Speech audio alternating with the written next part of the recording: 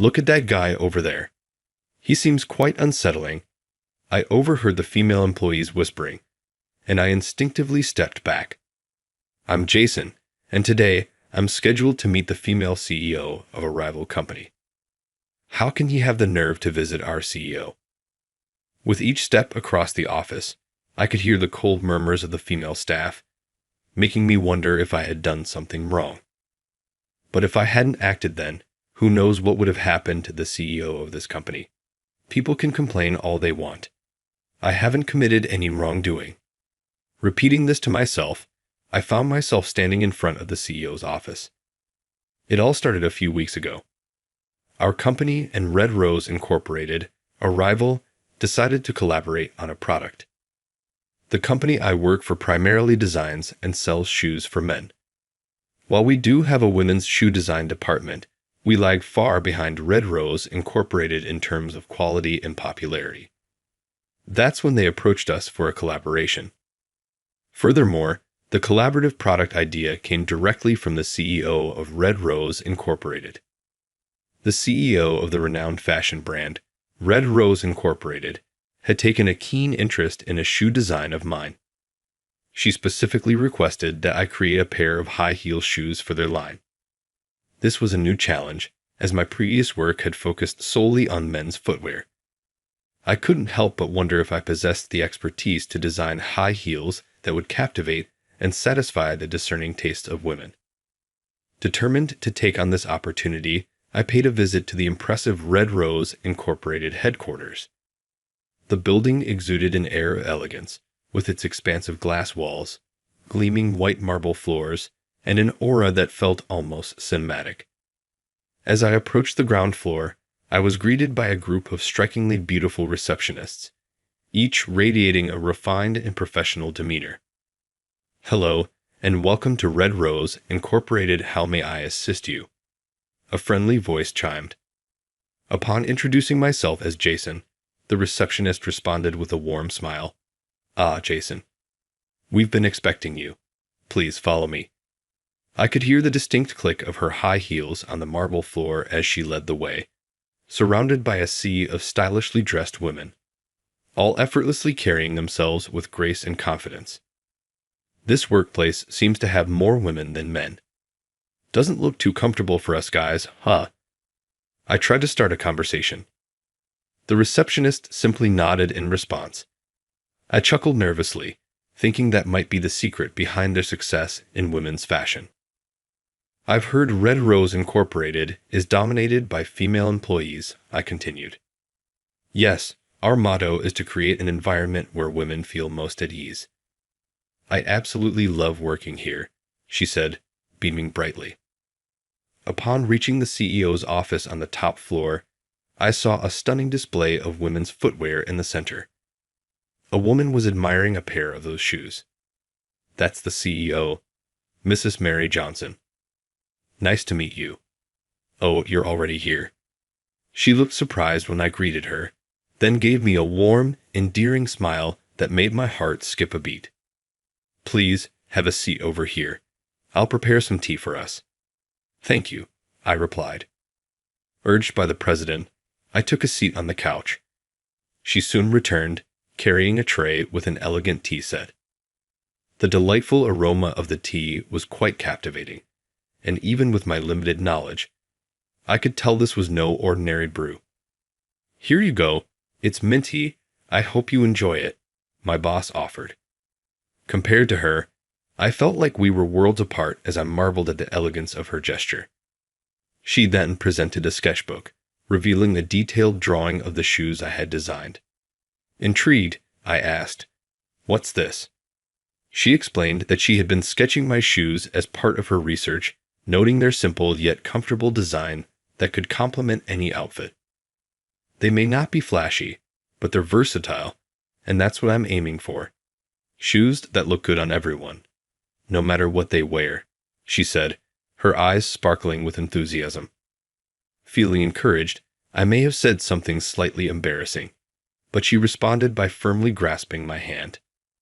Please design shoes for our company. They don't have to be extravagant, just ones that look good on anyone, she said, her voice brimming with excitement. It's an honor to collaborate with such a talented individual, I mused.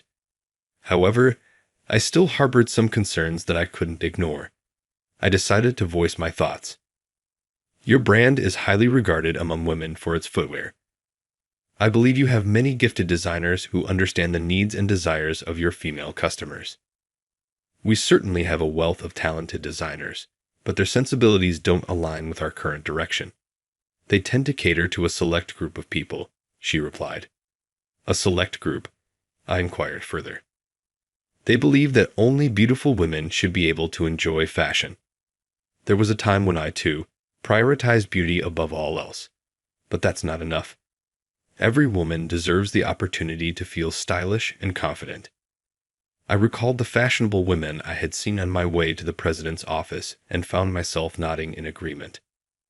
When I asked them to create shoes that would fit and flatter any woman, they dismissed the idea, saying it's the fault of those who don't make an effort to look their best.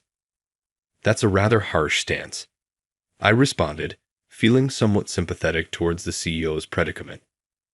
Regardless of one's appearance, making such a statement can be off-putting.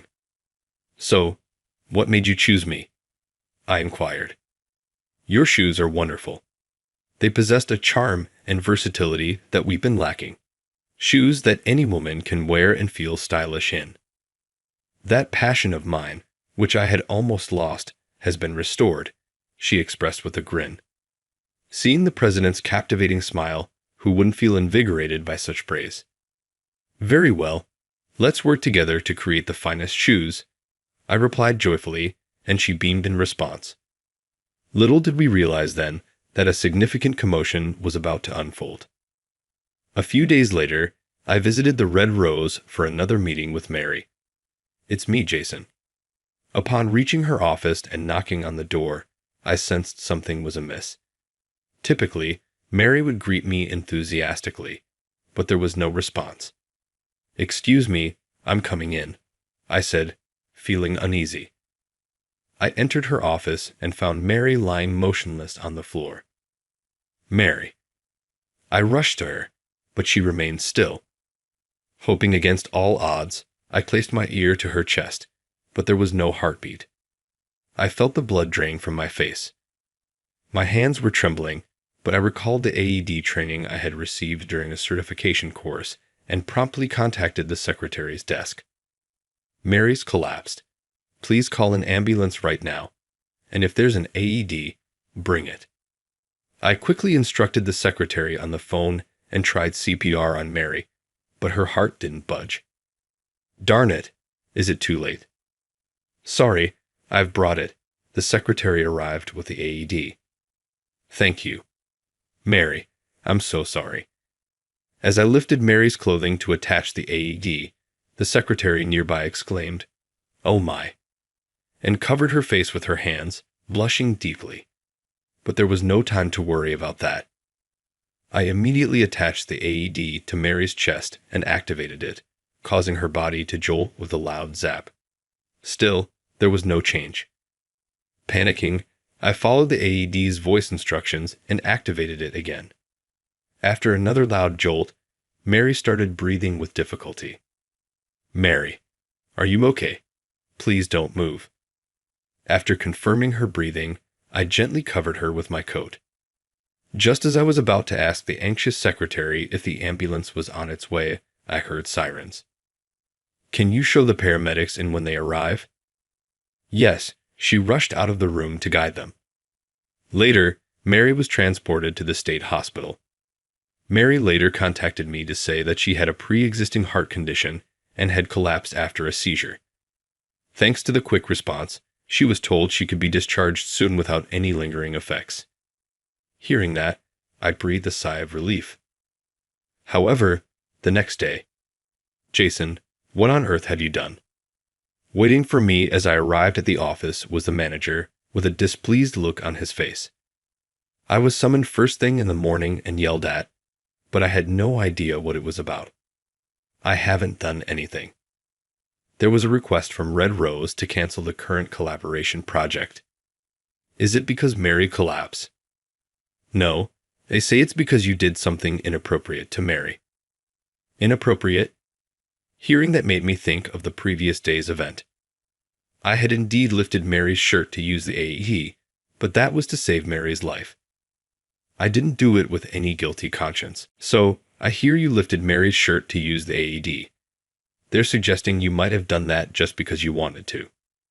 That's outrageous. Anyway, Mary needs to rest now. Reflect deeply on this and stay away from Red Rose. I was so frustrated I clenched my back teeth. Mary and I had gone through numerous meetings over the past few weeks, tweaking the design I came up with. To think it was all for nothing. Please, I'll do anything to avoid canceling this collaboration. Can't you help me convince them? I bowed my head, hoping at least to clear up the misunderstanding, and the manager let out a big sigh. What are you talking about? Even if the AED incident hadn't happened, the collaboration couldn't go on after Mary collapsed. This project needs her personal supervision. But Mary's direction is already reflected at this point. If I take the lead, understanding her will and the purpose of the collaboration, I can see it through. I remembered how she smiled when she saw my design drawings. I am sure she will be the saddest if the project falls through here. I just couldn't let that happen. Even so, it's a request from them. There's nothing I can do. This can't be. The manager turned his back on me to end the conversation. Just then, his cell phone rang. Who could that be at this time? Is it Mary? He stood up with a loud noise, taking the call in a flustered manner. Yes. So the project will continue? Correct. Understood. I nervously paced, overhearing the conversation and seeing the manager nodding profusely on the phone. When he finished the call, he turned to me with a beaming smile. It seems there was a misunderstanding. Mary just called to say the collaboration will continue. Good for you. Really? I was so relieved by the manager's words that I lost strength in my legs and sat down right there. But is Mary really okay? And how did this misunderstanding happen? A wave of anxiety swept over me. Looks like we'll be resuming our meetings tomorrow. Can you make it to Red Rose? Yes. Despite a touch of unease, I was thrilled that the project was back on track. The next day, I arrived at the CEO's office as usual. I'm glad you could make it. I'm really sorry for the trouble I've caused. I had no idea my chronic condition would flare up like that. Relieved to see you're unharmed, I entered the CEO's office as usual. Mary promptly apologized, though I felt it should have been the other way around. Despite the emergency, my actions had caused her distress. I'm deeply sorry about the incident, I said. Some employees were evidently unsettled by it. Mary's response surprised me. She seemed angry, not relieved.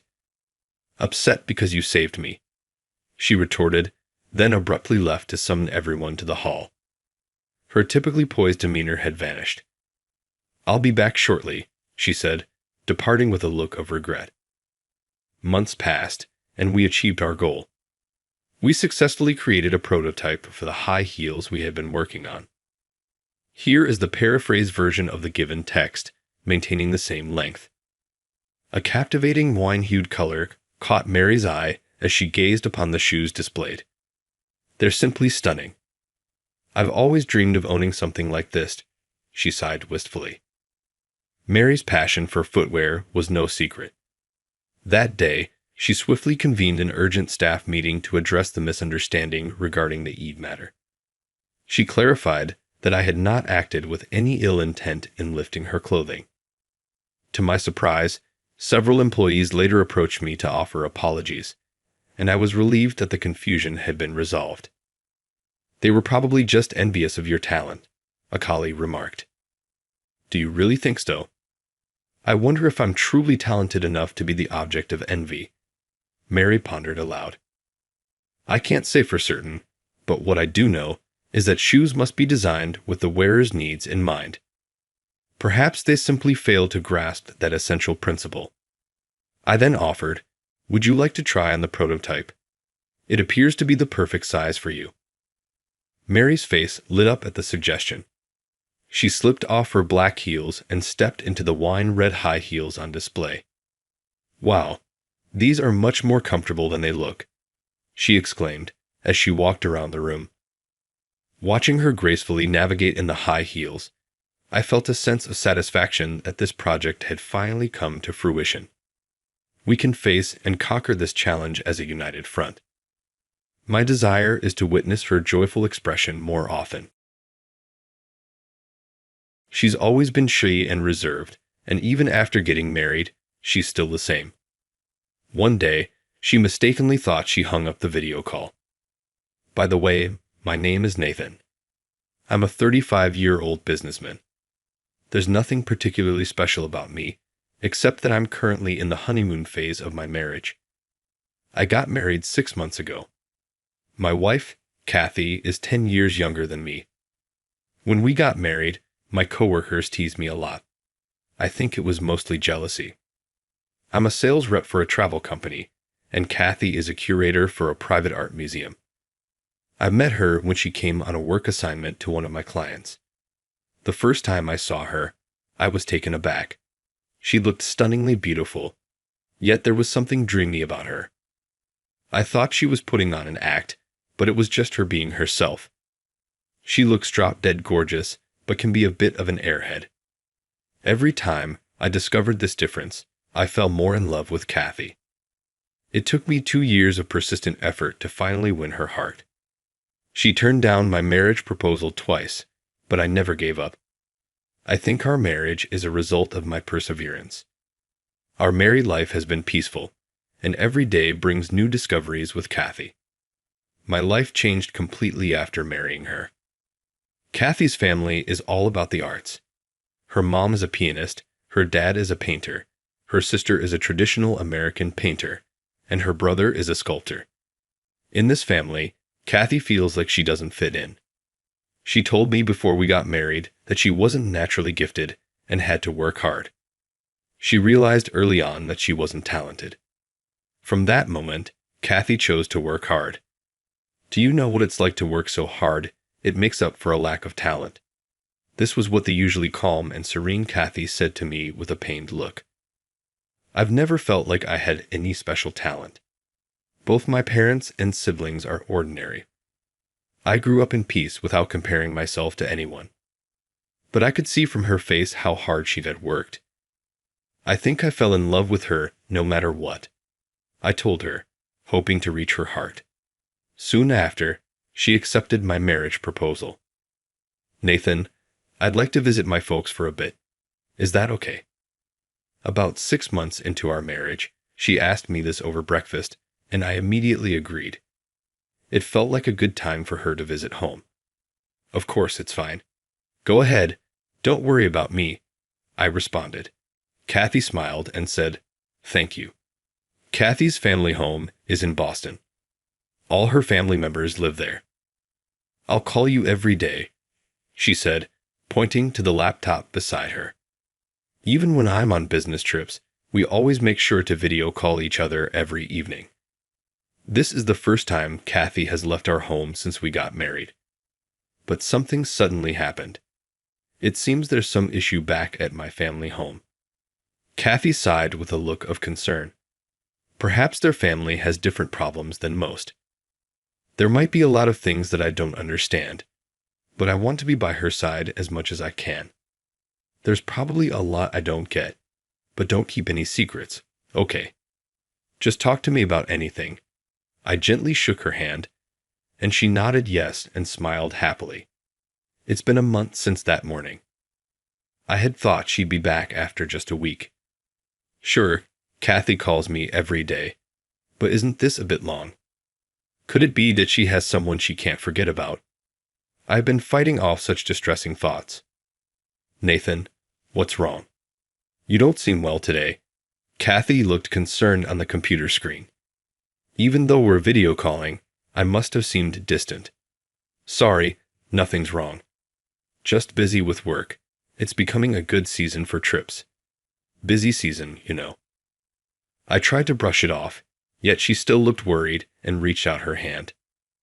I think she was trying to feel my forehead through the screen to check if I had a fever. Of course, that's impossible. but I couldn't help but adore her for being so earnest in her concern. Her quirks always made me fall for her. "Kathy, you can't really check my fever like that." "Oh, right, silly me," she chuckled, looking a bit embarrassed when I pointed it out. We talk every day through video calls, but she hasn't told me anything about the family issue that caused her to go home. I felt like I shouldn't pry, so I've been waiting for her to open up about it. That day, too, we ended the video call with just small talk. "I think he'll take a bit longer. I know you're busy, but please eat properly."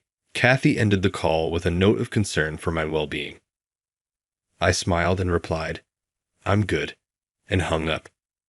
I always waited for Kathy to end the video call first. I wanted to see her face for as long as possible. Today, I waited for her to end the call as usual, but she didn't hang up. She seemed to have forgotten to do so. I fumbled for my phone to message her, "You haven't disconnected the video call." On the computer screen, Kathy, unaware she was still connected, started to change. We are a married couple, so there's nothing wrong with that. I kept telling myself that as I saw my reflection on the screen. I did feel a bit guilty about it. We've been apart for such a long time. Surely even God would forgive me for this little indulgence. With that selfish justification, I continued watching. The moment Kathy's blouse slipped off her shoulder, I froze. I had seen her secret. Come to think of it, I think it was the first time I'd seen her skin in the light. I thought we had no secrets between us. What's this on the screen? A beautiful floral tattoo was inked on Kathy's left hand. It seemed unfinished, with only the outline visible. In my shock, I quickly shut the computer. That made me completely speechless. Was Kathy involved with someone dangerous back home? No other explanation made sense. I was haunted by that thought. From that day, our video calls became a painful experience. "Considering you're probably busy too, we don't have to talk every day," I suggested. Kathy looked surprised at my words. After a brief moment of sadness, she showed her usual smile. "You're right, Nathan. You must be busy too. I'm sorry for not realizing." "I won't call every night," she said softly and ended the video call. I felt awful, like I'd done something terrible to her, and spent the night feeling depressed. Our nightly calls stopped abruptly after that day.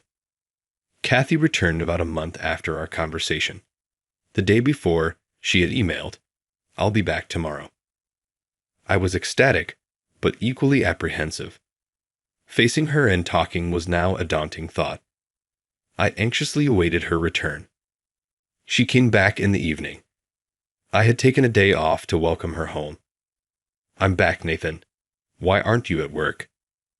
Kathy looked surprised to see me home on a weekday evening. Her reaction only fueled my anxieties. "I took a day off. Welcome home. You took a pretty long vacation." I tried to sound welcoming, but my words dripped with unintended sarcasm.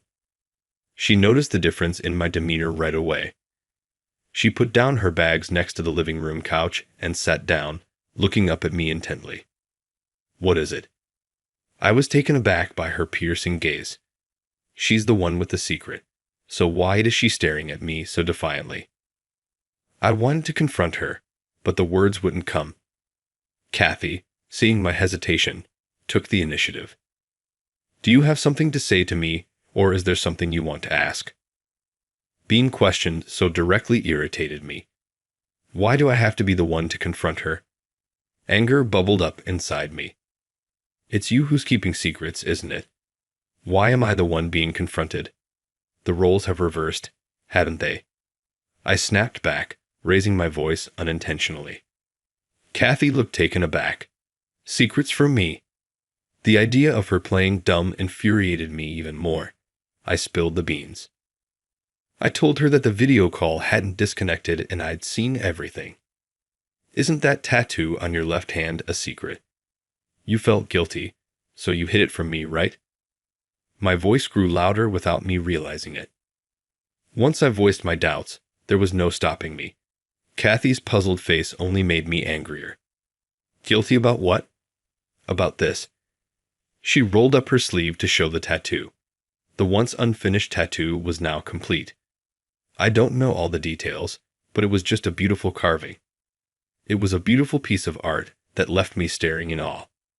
For this, where's the guilt in this? I had every intention of telling you. Kathy's eyes, gazing straight into mine, seemed to carry no deceit. Her eyes were proof that she had nothing to hide. Feeling drained, I slumped down on the couch. I've never kept anything from you, Nathan. Her stern face softened to her usual gentle expression. I'm sorry for jumping to conclusions. Kathy, can you explain it to me if you're not too frustrated with me, that is? She may not like me anymore. I felt a pang in my chest thinking she might resent me now. Why would I be frustrated? You're just concerned about me, right? Kathy gave a comforting smile. Then she began to explain the origin of the tattoo. She said the reason she had to rush back home was because of her younger brother, Evan. Evan, who originally aspired to be a traditional painter, suddenly announced he wanted to be a tattoo artist. Their parents were against it, leaving Evan feeling isolated within the family. He was sensitive and deeply cared about his family. Kathy went home fearing the pressure might break him. Their strict father, seeing Kathy's side with Evan, lashed out, saying, "You, without a shred of talent. To my father, I'm a disappointment. Even though I carry his blood, I don't have the artistic talent. I'm an embarrassment to him." Kathy chuckled wryly. Now that she mentioned it, I remembered her parents acting distant at our wedding. I had thought that's how artistic families were. As Kathy had guessed, Evan was on the verge of a mental breakdown. To shut my father up, I offered Evan my left arm, Kathy said casually. She gave one arm to her brother as a gift. Do whatever you want, she had told Evan, to tattoo whatever he wanted. But he had to make it a masterpiece good enough to silence their father. From that day, Evan transformed. He poured his heart and soul into that piece, forgetting even basic necessities like food and sleep. He's always been artistically inclined. Out of all the siblings, he probably has the most talent. Maybe my father was just jealous, Kathy speculated. On the other hand, their eldest brother, a traditional painter, seemed relieved he didn't have to compete with Evan anymore. Your brother? Why? I asked. I think he was afraid of Evan's talent, probably scared that Evan would surpass him and let their father down. Kathy's face was serious as she spoke. Her family was probably stricter than I imagined. Just thinking about how she was constantly told she had no talent almost brings me to tears. I believe there's a violence to beauty. I asked Evan to create something brutally beautiful, Kathy continued. Indeed, even to an amateur like me, her tattoo was clearly a work of art. Its mesmerizing beauty could probably captivate even those prejudiced against tattoos. And your father, did he come around? At my words, Kathy grinned in a way I'd never seen before, perhaps a look of triumph. He knelt down and admitted defeat after seeing the ink Evan had created. Their father was brought to his knees, probably overwhelmed.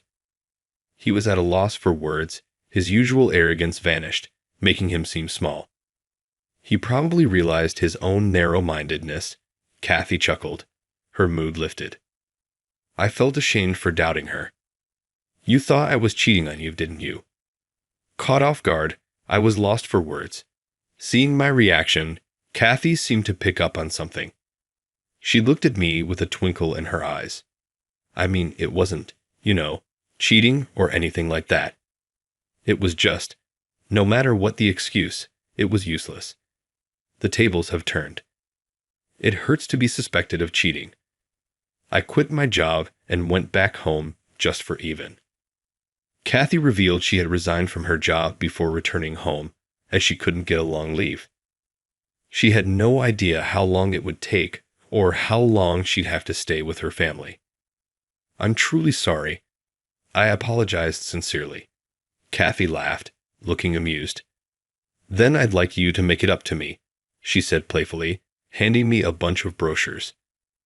I'd love to spend some quality time with you, Nathan. Maybe at a hot spring, enjoying delicious food and taking long baths. The brochures showcased various regions: New England, Midwest, the South, and Alaska. But there was one common theme: bathing. Kathy loved bathing, often spending hours in the tub at home. She was mentally exhausted after dealing with her family's issues and wanted a relaxing getaway. Got it. Look forward to it, I reassured her. Kathy nodded happily. Then again, she said, I'm home. Welcome back, Kathy. I felt as though Kathy had truly come back to me. With this in mind, I welcomed her with a warm welcome back. In the aftermath of this incident, I felt Kathy began showing her true self even more. When I learned she had been trying hard not to upset me, I was taken aback. She had even declined my proposal once, thinking I was teasing her. Now, free from her family's constraints, she seemed brighter than before. Realizing we had both been putting on a facade, trying only to show our best sides, I felt truly grateful for the wake-up call. A few weeks later, we found ourselves at a hot spring. Upon arriving, Kathy, who had been cheerful the entire way, suddenly stopped in her tracks before a sign. You need to wear swimsuits to take a bath, the sign read loud and clear. Oh, come on. Kathy, a hot bath enthusiast, had especially been looking forward to the open-air bath. She was now utterly disappointed, knowing she was also barred from the indoor communal baths. Had she not realized this when she packed the suitcase? I sometimes wondered if she had some oversights. I did recall thinking something was off when she handed me the hot spring brochure. Perhaps she forgot something. Seeing her now looking so devastated, I had to fight back a chuckle. Well, it can't be helped. It's their rule. After checking in and receiving our room key, we were escorted to our quarters by a staff member. Wanting to make it up to Kathy for everything, I'd splurged a bit. We were led to a detached suite. Throughout the walk, Kathy remained visibly upset. We received the key at the entrance of the suite and entered the room. I tried to cheer her up. Look, we have our private indoor bath. It'll be fine. She nodded, not really convinced. When we entered the living area and turned on the lights, her face lit up upon seeing the large window. Beyond it lay an open-air bath and a pool. Oh my! She rushed over, flinging the window open. Before us stood a beautiful, rock-crafted open-air bath alongside a small pool. So we get this all to ourselves. Grabbing my hand, Kathy hopped around in excitement. Oh, the swimsuit. Realizing she hadn't packed one again, her face fell once more. But I had come prepared. Handing her a new swimsuit I'd bought for her, she took it from me, already eager to take a dip. I decided to relax and watch her as she dashed off to change. In no time, she emerged in her swimsuit, the captivating tattoo on her left arm blending seamlessly with her skin. You're not swimming. Kathy, who had just dived into the pool and was now with water up to her head, propped her face on the edge, giving me a sulky look. No, I'm good. I'll just watch, I responded. She playfully protested with a really. Right then, an elegant lady, probably close to 70, approached to greet us. She was probably the landlady. The landlady politely greeted me, saying, "Thank you for today." I returned the gesture. Kathy waved from the pool. The older woman squinted a bit, letting out a soft sigh. "Excuse me, is something wrong?" I asked her. She looked a little dreamy as she commented, "You'd shown me something truly beautiful." It took me a moment to realize she was referring to Kathy's tattoo. Now I feel like I should not have felt like Kathy was hiding something. Over and over, she kept admiring its beauty. "This tattoo is made by her talented brother," I remarked to her, who looked surprised and with awe in her eyes. She then chuckled. How lucky she is to have this beauty in her. I finally felt like I understood the essence of what Kathy and her brother wanted to express with her art. Once we're back from our trip, I'll invite Kathy to go shopping. Whenever she walks around town with me, even in the height of summer, she always wears long sleeves. She's probably afraid of running into someone I know. I wish she'd be more confident, like when she used to wear that sleeveless dress often when she was single. Let's go on a date like we used to when you were single, I'll say to invite her. I'm sure she'll look surprised for a moment and then break into a smile.